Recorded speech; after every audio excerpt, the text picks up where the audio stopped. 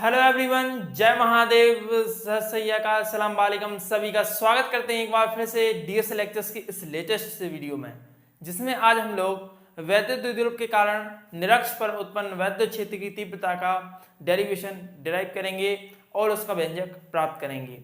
और निरक्ष पर किसी बिंदु पर हम वैद्युत क्षेत्र की तीव्रता फाइंड करेंगे।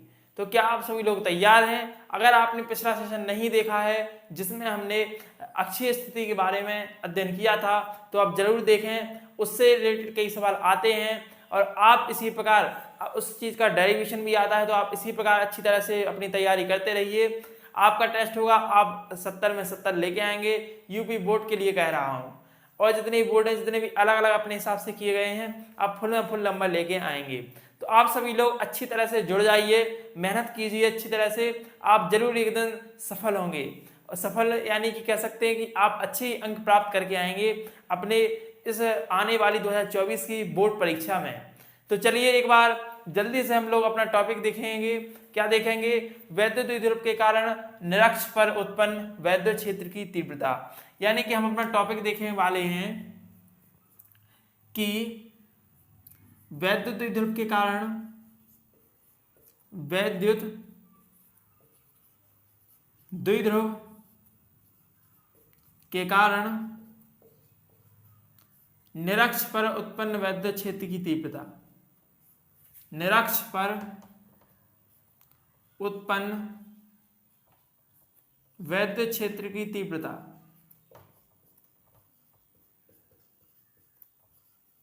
वैद्युत क्षेत्र की तीव्रता। चलिए, तो अब हम लोग देखेंगे वैद्युत द्विध्रुव के कारण निरक्ष पर उत्पन्न वैद्युत क्षेत्र की तीव्रता। समझिए, इसमें हम लोग क्या करेंगे कि निरक्ष पर बिंदु मानेंगे, वैद्युत द्विध्रुव खींच के और निरक्ष पर बिंदु मानेंगे। तो पहले हम लोग एक क्या लेते हैं, वैद्युत द्विध्रुव। तो ए हो गया माइनस क्यू चार्ज, ए हो गया प्लस क्यू चार्ज। इसको हमने अल्प दूरी पर रखा, तो इससे हम लोगों को प्राप्त हुआ, क्या निकाय प्राप्त हुआ? वैद्युत द्विध्रुव, इलेक्ट्रिक डाइपोल। अब समझिए इस बात को ध्यान से सर, कि इसकी जो दूरी है वो क्या है? क्या है? 2l है। इस वैद्युत द्विध्रुव की लंबाई क्या है? 2l है। लंबाई क्या है? 2l है। वैद्युत द्विध्रुव की लंबाई 2l है। अब समझिए कि इसके मध्य बिंदु से हमने पहले ही बताया था आपको पिछले वीडियो में, जितने भी हम लोग वैद्युत द्विध्रुव में लंबाई मापेंगे वो किससे मापेंगे? दूरियां मापेंगे, मध्य बिंदु ओ से मापेंगे। तो हमने कोई एक मध्य बिंदु ओ ले लिया है जिसमें r दूरी पर क्या है सर? r दूरी पर कोई बिंदु P है। इसी निरक्ष पर वैद्युत क्षेत्र की तीव्रता हम लोगों को गणना करनी है, ज्ञात करना है इसी पर। तो समझिए ध्यान से कि r दूरी पर कोई बिंदु क्या है? P है, जिस पर वैद्युत क्षेत्र की तीव्रता ज्ञात करनी है, जो कि निरक्ष पर है। समझिए, अब इसका जो सपोज दैट करेंगे, यानी कि जो हम लोगों ने इसमें माना है, या जो भी हम लोगों ने इसमें सपोज किया है, लेट किया है, वो सभी चीज़ें यहाँ पर आपको लिखना पड़ेगी। इसके बारे में पूरी चीज़ें आप लिख लेंगे। यहाँ पर मैं बोल देता हूँ तो आप लोग लिख लीजिएगा, नहीं तो बहुत फालतू में टाइम जाएगा। आप समझ रहे हैं मेरी बातों को, मेरी भावनाओं को समझिए आप लोग। तो आप लोगों को मैं यहाँ पर दे दूंगा, या मैं PDF नोट्स ही दे दूंगा, तो उसमें आप लोग लिख लेना। वैसे आप खुद भी लिख सकते हैं। तो देखिए समझिए, तो लिखेंगे हम लोग पहले, माना कोई वैद्युत द्विध्रुव है जिसका आवेश Q है, जिसकी लंबाई 2l है और निर्वात में AB पर स्थित है। माना मध्य बिंदु O से R दूरी पर कोई बिंदु P है जिस पर हमें वैद्युत क्षेत्र की तीव्रता की गणना करनी है। बस इतना आप लोग करेंगे और बस आपको इतना लिख देना है। तो आप तो ये लिख ले लेंगे और बता देना, अगर नहीं लिख पाएंगे तो कमेंट में। वैसे मैं PDF देता हूँ टेलीग्राम पर, वहाँ से आप लोग लिख लीजिएगा। तो चलिए, इस प्रकार हम लोगों ने अपना वैद्युत द्विध्रुव तैयार कर लिया है। अब आपको बता दें कि जो माइनस क्यू आवेश का वैद्युत क्षेत्र हम लोग E1 मान लेते हैं और प्लस क्यू का E2 मान लेते हैं। हम लोग मानते चलेंगे और लिखते चलेंगे। तो आप यहाँ पर बताइए, मैंने पहले ही बताया है कि धनावेश से दूर होती है वैद्युत क्षेत्र की तीव्रता। समझ रहे हो? कहाँ होती है? धनावेश से दूर होती है वैद्युत क्षेत्र की तीव्रता। अब यहाँ पर हम पहले चित्र बनाएंगे तो उसमें थोड़ा दिक्कत होगी आप लोगों को यहाँ पर, तो यहाँ पर लिख देता हूँ उत्पन्न विद्युत क्षेत्र तीव्रता। चलिए, तो हम लोग कहाँ पर थे, हम लोग थे कि E2 जो है ये प्लस आवेश के कारण विद्युत क्षेत्र क्या है, यहाँ पर E2 है, और माइनस Q आवेश के कारण E1 है। अब समझिए इस प्रकार ध्यान से कि हम लोग इस बिंदु P पर हम लोगों को क्या करना है, ज्ञात करना है, क्या करना है, निरक्ष के बिंदु P पर विद्युत क्षेत्र की तीव्रता को ज्ञात करना है। तो समझिए ध्यान से कि इस प्लस Q आवेश से क्या होती है, यानी कि धनावेश से दूर होती है विद्युत क्षेत्र की तीव्रता। ये बात तो आप जानते ही हैं, पहले ही मैं वीडियो में बता रखा हूं। तो यहाँ से जो होगा, जो विद्युत क्षेत्र की दिशा होगी वो कैसी होगी, इस प्रकार होगी। समझ रहे हो, किस प्रकार होगी, इस प्रकार होगी। प्लस Q आवेश के कारण विद्युत क्षेत्र की तीव्रता धनावेश से दूर होती है, इसको आप समझिए। तो E2 की दिशा तो होगी सर A, आपका क्या होगी, A होगी।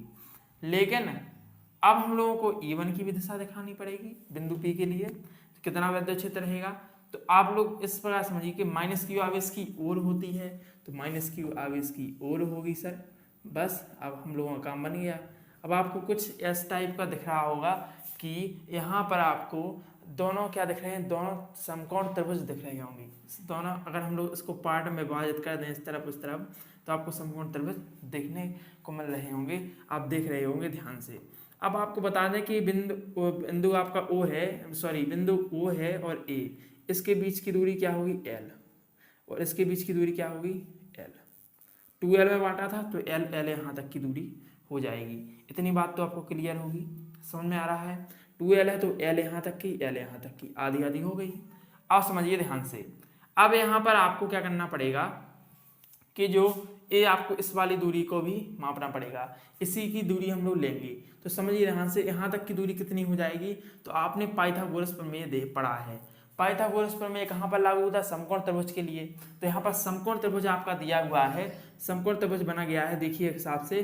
तो यहाँ पर R हो जाएगा आपका क्या, आप R हो जाएगा आपका लंब, क्योंकि ये आपका थीटा, और थीटा के सामने की भुजा क्या होती है, लंब होती है। सबको पता है सर, बताने की जरूरत नहीं है आपको। तो हाँ, तो सबको पता है। तो चलिए, अब यहाँ इसी प्रकार यहाँ भी थीटा होगा, यहाँ भी थीटा होगा, ठीक है। तो इसके सामने की भुजा ए हो गई, तो ये भी लंब हो गई, ये आधार हो गई। बस पाइथागोरस प्रमेय से हम लोगों को यह मिल जाएगा, यहाँ पर R square plus L square के ऊपर रूट, इसी प्रकार रूट लगेगा, कर्ण का स्क्वायर बराबर लंब का स्क्वायर प्लस आधार का स्क्वायर। इसी प्रकार यहाँ पर भी यही होगा, R का स्क्वायर प्लस L का स्क्वायर। बस अब हम लोगों को पूरी दूरियां भी हम लोगों ने लिख ली हैं, सब कुछ लिख चुके हैं, कोई दिक्कत नहीं। अब तो अपना काम हो जाएगा सर, तो अपना काम हो जाएगा तो कोई दिक्कत नहीं है भैया। अब हम बढ़ते हैं अपने इस आपका आगे और समझते हैं आगे। चलिए, तो आपने जो माला फलाना दिखाना उस तो सब लिख लिया होगा, लिख लिया है। तो चलिए अब ध्यान से हम लोग देखते हैं यहाँ पर। तो हम लोगों को क्या करना पड़ेगा इसमें कि पहले माइनस Q आवेश से बिंदु P पर विद्युत क्षेत्र ज्ञात करना होगा, फिर प्लस Q आवेश से बिंदु P पर विद्युत क्षेत्र ज्ञात करना होगा। तो चलिए पहले हम लोग लिखते हैं, यदि माइनस Q आवेश के कारण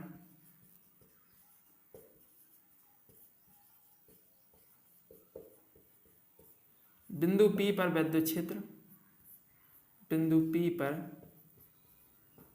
विद्युत क्षेत्र E1 है, E1 है तो बढ़िया है। हम लोगों ने सूत्र भी पढ़ा है, E बराबर क्या होता है, 1/4πε0 Q/R स्क्वायर। अब आपको पता है ये निरक्ष पर बिंदु है, निरक्ष पर बिंदु P है, बिल्कुल क्लियर है कि नहीं है यहाँ तक, ठीक है। अब समझिए ध्यान से, तो अब हम लोगों को लिखना है E1, तो E1 हम लोग लिखेंगे 1/4πε0 लिखेंगे, और Q/R स्क्वायर, तो R स्क्वायर की जगह यानी दूरी है, दूरी का स्क्वायर करना पड़ेगा। तो आपको माइनस Q आवेश से बिंदु P तक की दूरी दिख रही है, कितनी है सर, A है आपकी दूरी, √R square plus L square. क्या है, √R square plus L square, तो ये हो गई आपकी दूरी। उसके ऊपर भी एक स्क्वायर होगा, स्क्वायर यहाँ पर भी लिखा है तो स्क्वायर होगा, समझ रहे हो। बस अब इसको हम लोग क्या करेंगे कि E1 = आ जाएगा, सॉल्व करेंगे, 1/4πε0 आ जाएगा Q/R square plus L square, और इसमें क्या होगा, रूट से स्क्वायर कैंसिल हो जाएगा, रूट से स्क्वायर कैंसिल हो जाएगा, तो आपको लोगों के पास बचेगा ये समीकरण। तो इसको समीकरण नंबर हम लोग एक इक्वेशन फर्स्ट मान लेते हैं। बिल्कुल क्लियर है। यहाँ पर हमने इक्वेशन फर्स्ट मान लिए, E1 बराबर क्या हो गया 1/4πε0 और Q/r² प्लस L² हो गया यहाँ पर। चलिए इसी प्रकार प्लस क्यू आवेश के कारण निकालिए। तो प्लस क्यू आवेश के कारण आप लोग देखेंगे, प्लस क्यू आवेश के कारण विद्युत क्षेत्र, प्लस क्यू आवेश के कारण विद्युत क्षेत्र, विद्युत क्षेत्र चलिए E2 है। अब प्लस क्यू के कारण विद्युत क्षेत्र E2 है, तो भैया प्लस क्यू के कारण हमने E2 ही तो माना था तो कोई दिक्कत नहीं है सर। अब हम लोग क्या करेंगे, यहाँ पर करेंगे E2 बराबर सूत्र पढ़ेंगे 1/4πε0 और Q/r², तो Q लिख दो। यहाँ पर R क्या है, R दूरी है सर, यहाँ से यहाँ तक की दूरी, प्लस क्यू आवेश से बिंदु P तक की दूरी यहाँ पर लिख रहा है, कितना दिख रहा है R² प्लस L² लिख दीजिए साफ साफ। इसी प्रकार यहाँ पर ही बचेगा। इक्वेशन आपने इस प्रकार सॉल्व की है, यहाँ पर भी अब दोनों क्या हो गए, दोनों इक्वेशन हमारी तैयार हो गई।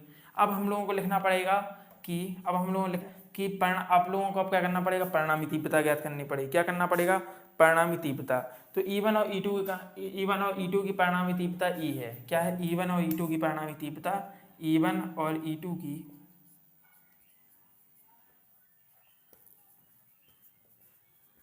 परिणामी तीव्रता क्या है, E है। अब समझिए ध्यान से, यहीं से समझने का पूरा यहीं से समझना है आपको। अब समझो बात को। अगर हम इसके समांतर कोई एक रेखा खींच दें तो ये विद्युत क्षेत्र, परिणामी विद्युत क्षेत्र को प्रदर्शित करेगी। समझ में आ रहा है, परिणामी विद्युत क्षेत्र को प्रदर्शित करेगी। अब समझते हैं ध्यान से। तो भैया आपको मैं बता दूं, यहाँ से यहाँ तक का कोण क्या होगा, थीटा। यहाँ से यहाँ तक का थीटा, यहाँ से यहाँ तक का क्या होगा, थीटा। तो यहाँ पर थीटा थीटा एकांतर कोण से आप देखेंगे तो क्या हो जाएगा, थीटा। यहाँ पर थीटा थीटा समान होंगे, क्योंकि जब दो समांतर रेखाओं की त्रिज्या रेखा काटती है तो क्या होता है, एकांतर कोण समान होते हैं। अब यहाँ से यहाँ तक का पूरा कोण माप लें तो क्या मिलेगा हम लोगों को, 2 थीटा मिलेगा कि नहीं, बताओ पहले। मिलेगा तो बिल्कुल क्लियर है, मिलेगा तो कोई दिक्कत नहीं है सर। आपने बोल दिया, हमने मान लिया। तो आपको पता है यहाँ पर, माना करो यार तुम लोग, बात मेरी समझते हो कि नहीं, तुम लोग माना करो मेरी थोड़ी थोड़ी बातें। दिख रहा है, हम लोगों को देखना पड़ेगा। चलिए तो देखो अब ध्यान से। तो बाबू यहाँ पर हम लोग करते हैं, एक चीज़ करते हैं, हम लोगों ने लिख लिया है कि E1 और E2 की परिणामी तीव्रता E है। इसी प्रकार आपने देखा परिणामी तीव्रता का फॉर्मूला होता है E1² plus E2² plus 2E1 E2 cos theta. बस इतना मिल गया है सर, कोई दिक्कत नहीं है। E1² plus E2² plus 2E1 E2 cos theta. अब आप देख रहे हैं यहाँ पर कि E1 और E2 क्या हैं, बराबर हैं। E1 और E2 क्या है सर, बराबर हैं। इस बराबर है तो हम x मान सकते हैं इसको। माना x इज इक्वल टू क्या है, E1 और E2 बराबर हैं, तो E1 मान लो E2 मान लो, दोनों बराबर x हैं। चलिए तो लिख देते हैं, क्योंकि बार बार लिखेंगे E2 अच्छा नहीं लगता है सर, थोड़ा यूनिक दिखना चाहिए। अब समझ रहे हो, देखो तो यहाँ पर x² हो जाएगा, E1 भी E2 भी x² plus 2x² x² cos theta. बस सर, तो E इज इक्वल टू आ जाएगा, x जोड़ेंगे तो 2x² plus 2x² cos theta. समझ रहे हो, E बराबर आ जाएगा, यहाँ पर क्या आ जाएगा बताओ तुम लोग। तो 2x हम लोग कॉमन ले लेंगे, 2x² तो आ जाएगा 1 प्लस cos थीटा। क्या आ जाएगा, cos theta. Oh my God, क्या cos थीटा, हाँ थीटा कहाँ कितना है, यहाँ पर 2 थीटा है, 2 थीटा लिख दीजिए हर जगह। इसी प्रकार हम लोग 2 थीटा यहाँ पर मान लिख लेंगे, यहाँ पर भी लिख दीजिए 2 थीटा सर, 2 थीटा। बस तो 1 प्लस क्या बचा है, cos 2 थीटा। 1 प्लस क्या बचा है, cos 2 थीटा, ये तुमको बताओ पहले। तो बचा है 2x², हम लोगों ने कॉमन ले लिया तो बचा है 1, यहाँ पर 1 बचेगा, 2x से हम एकम 2x² और प्लस 2x को 2x से कैंसिल हो गया तो cos 2 थीटा बचा है। अब आपको पता है कि इसका जो फॉर्मूला होता है वो 2 cos² थीटा माइनस 1 होता है। किसका, 2 cos² थीटा माइनस 1 क्या होता है, 2 cos² theta minus 1, 2 cos² theta minus 1। एक इसका होता है फॉर्मूला cos cos 2 थीटा। लो बस हम लोगों का काम बन गया, बन जाएगा। यहाँ पर फॉर्मूला लगा देंगे। लगाएं बताओ, तुम ही बताओ, लगाएं तो लगाएं, अगर तुम कहोगे तो लगाएंगे हम। तो cos 2 थीटा की जगह 2 cos स्क्वायर थीटा और -1, तो -1 से +1 कैंसिल हो गया, बचा है अपने पास 2x स्क्वायर। रूट तो लगाइए सर, रूट कहाँ छोड़ते जा रहे हैं आप, रूट छोड़ेंगे तो दिक्कत हो जाएगी ना यहाँ पर। ठीक है, अब 2x हो गया, यहाँ पर 2x स्क्वायर हो गया और यहाँ पर बचा है कितना 2 cos स्क्वायर थीटा। तो अब हम लोगों के पास बचा है 2 cos स्क्वायर थीटा। क्लियर है यहाँ तक? पहले बता दो क्लियर है कि नहीं है। दो हम लोगों ने कॉमन ले लिया, यहाँ पर आप कर ले 2 दूनी 4 हो गया, तो 4x स्क्वायर हो जाएगा, 4x square cos square theta. तो समझिए अब यहाँ से निकलेगा तो हम लोगों को यहाँ से 2x मिल जाएगा कि नहीं, बताओ क्या मिल जाएगा? 2x दिख रहा है पहले कि नहीं, पहले देखने दो। देखो हो गया ना गड़बड़, बस इसी के तो मेरे को लगता था कि कुछ ना कुछ होगा। चलो ठीक है, यहाँ पर हम लोग इसको सॉल्व करेंगे। इसको हम लोग मिटा लें, रफ कर लें पहले, तो रफ करेंगे इसको हम लोग पहले। चलिए सर इसको रफ करते हैं। ये तो आपने नोट कर लिया होगा, इसमें नोट करने लायक कुछ तो था सर, क्यों नहीं था? जरूर था। एक क्वेश्चन को सॉल्व किया अब हमने। अब समझिए ध्यान से, अब आगे हम लोग देखेंगे यहीं पर आगे, यहाँ से हम लोगों को मिलेगा E इक्वल टू क्या हो जाएगा, E इक्वल टू मिल जाएगा, जो परिणामी तीव्रता इक्वल टू क्या होगा, यहाँ से बचेगा 2x स्क्वायर और 2 cos स्क्वायर थीटा। ये पता कहाँ से आया? ये तो 1 से 1 कैंसिल हो गया, cos 2 थीटा की जगह हम लोगों ने cos square theta 2 cos square theta -1 रख दिया था। चलिए अब तो E इक्वल टू क्या हो जाएगा, 2 2 जा 4 हो जाएगा, 4x स्क्वायर हो जाएगा, cos स्क्वायर थीटा हो जाएगा सर। बस रूट लगाया तो रूट लगा दीजिए। यहाँ से क्या बचेगा, 2x बचेगा और बचेगा यहाँ पर cos थीटा। स्क्वायर से रूट खत्म, यहाँ से यहाँ खत्म, यहाँ से यहाँ खत्म, और 2 का क्या होता है 2, 4 का क्या होता है 2 होता है, बस स्क्वायर रूट, बस 2 हो गया यहाँ पर। E इक्वल टू हम लोग 2x क्या आ गया cos थीटा। अब समझिए ध्यान से यहाँ पर, तो यहाँ पर हम लोग क्या करेंगे, x की वैल्यू तो हम लोगों ने क्या माना था, यहाँ पर x बराबर E1 या E2 माना था। तो E1 E2 हम लोगों को क्या था, हम लोगों के पास 1/4πε0 था और Q/r² + L² था, और गुणा लगा दीजिए। cos थीटा यहाँ पर है, तो cos थीटा बराबर क्या होता है, आधार बटे कर्ण। cos थीटा इक्वल टू क्या होता है, cos थीटा इक्वल टू होता है आधार बटे कर्ण। लाल बटे का का सुना है कि नहीं, लाल बटे का का याद कर लेना, आधार बटे कर्ण। बस तो इसको हम लोग अप्लाई करेंगे यहाँ पर, तो लिखेंगे यहाँ पर आधार क्या है, तुम खुद ही बताओ क्या है, L है सर। क्या है, L है। क्या है, L है। L जब आधार है तो L लिख दीजिए आधार। और आपका कर्ण कितना है, तो कर्ण आपको ये दिख रहा है, कर्ण यही तो होगा कि नहीं, पाइथागोरस पर मैं सॉल्व की थी तो बस यहाँ पर लिख दीजिए, सॉल्व से बिल्कुल ईजी हो जाएगा, r² + L² पर। अरे यार ये तो भूल जाते हो तुम लोग, रूल लगाओगे, रूल लगाओ। मेरे बाबू, मेरे सोना, समझो इसको, नहीं करना रोना धोना, पढ़ना है अच्छी तरह से तुम लोगों को। तो 2 × 1/4πε0 होगा यहाँ पर, और Q/ यहाँ से क्या होगा, इसका 1 हो जाएगा, इसका 1/2 होता है, इसको हम ना लगा के रूट ना लगा के इसको 1/2 लिखें तो क्या रखेगा, गुस्सा हो जाओगे, नाराज होगे क्या तुम? नहीं होगे तो 2 × 2 = 3/2, तो आ जाएगा r² + L² के ऊपर 3/2 आ जाएंगे, क्या आ जाएंगे 3/2 आ जाएंगे। तो क्लियर है 3/2 कैसे आए, तो आपने पता है कि जब गुणा में क्या हो, घातें जुड़ जाती हैं, घातें जुड़ गई हैं यहाँ पर। चलिए हम लोगों को मिल गया है। अब जो L² है वो क्या है, बहुत ही छोटी दूरी है सर, छोटी दूरी है तो बस कोई दिक्कत नहीं है, इसको हम लोग नहीं मानेंगे, इसको कहेंगे तुमको नहीं मानेंगे हम, तुम बहुत छोटी हो, तुम हमारी नहीं हो, तो त्याज्य है। क्या है, त्याज्य है, हटा दिया हम लोगों ने L² को। चलिए जाइए तो आप यहाँ से, हम आपको नहीं अपनाएंगे, आप मेरी नहीं हो। तो Q/, यहाँ से आप देखेंगे r² 3/2 आ जाएगा, 2 से 2 कैंसिल हो जाएगा, आपके पास बचेगा 3। तो आ जाएगा आपके पास E इक्वल टू क्या आ जाएगा, 1/4πε0 बचा है यहाँ पर, और बचा है r × क्या बचा है, r³ बचा है, तो क्या आ जाएगा 1/4πε0। QL रख लीजिए, लो QL ऐसे लिख दो, चाहे ऐसे लिख दो, बात एक ही है। अब यहाँ पर हो जाएगा 2QL, समझ रहे हो, या Q × 2L, लो पकड़ो, Q × 2L, समझ में आ रहा है कैसे आया, Q 2 और यहाँ पर एल छोड़ के गए थे हम लोग, बस Q इंटू 2L हो गया। बस अब हम लोगों को क्या करना पड़ेगा, यहाँ पर हम लोगों ने क्या रखेंगे, P रखेंगे, क्योंकि वैद्युत द्विध्रुव आघूर्ण क्या होता है, P बराबर Q इंटू 2L। बस अब यहाँ से आ जाएगा आपका R क्यूब आ जाएगा। बस तो आपका फॉर्मूला जो फाइनली ये बनेगा, क्या बनेगा, E इज इक्वल टू बनेगा 1/4πε0। दिख रहा है कि नहीं, यहाँ तक थोड़ा और ऊपर लिख दीजिए सर।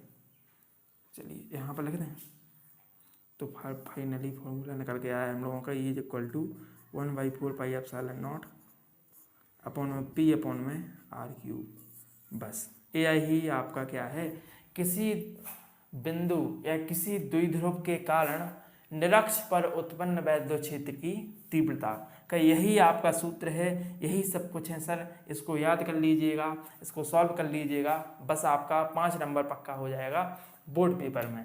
तो चलिए आप लोग इसको पहले देख लीजिए ध्यान से। अब वीडियो स्किप करके, मतलब वीडियो पीछे जाके रील थोड़ी आप आगे घुमाएंगे, आपको जो पीछे निकल गया है वो आपको पूरा दिख जाएगा, नोट कर लेना अच्छी तरह से बस।